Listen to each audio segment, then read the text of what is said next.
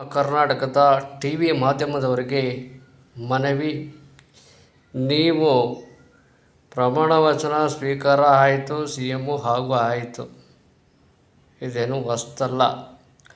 ಆದರೆ ಅವರು 6 ಸಲ MLA ಆಗಿದ್ದಾರೆ, 6 ಸಲ ಸಚಿವರಾಗಿದ್ದಾರೆ, 3 ಸಲ ಆಗಿದ್ದಾರೆ. ಅದು ಪುರಾಣ ಹೇಳಕ್ಕೆ ಹೋಗ್ಬೇಡ್ರಿ.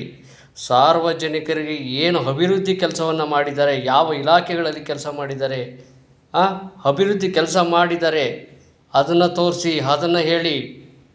ನಾಚಿಕೆ ಆಗಲ್ಬಿಡ್ರಿ ಟಿ ವಿ ಮಾಧ್ಯಮದವ್ರಿಗೆ.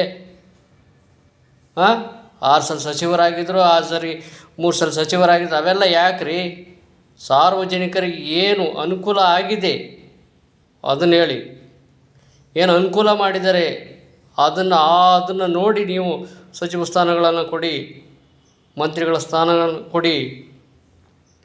ಸಾರ್ವಜನಿಕರಿಗೆ ಏನು ಕೆಲಸ ಮಾಡಿದ್ದಾರೆ?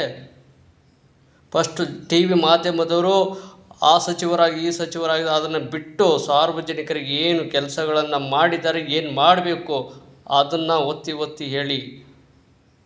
ಕನ್ನಡ DNK ಯೂಟ್ಯೂಬ್ ಚಾನಲ್ಗೆ ಸ್ವಾಗತ. ಯಾರ್ಯಾರು ನಮ್ಮ ಚಾನಲ್ನ ಹೊಸ್ದಾಗಿ ನೋಡ್ತಾಯಿದ್ದೀರೋ ಅವರೆಲ್ಲರೂ ಸಹ ಸಬ್ಸ್ಕ್ರೈಬನ್ನು ಮಾಡಿ, ಬೆಲ್ ಬಟನ್ ಒತ್ತೋದನ್ನು ಮರಿಬೇಡಿ.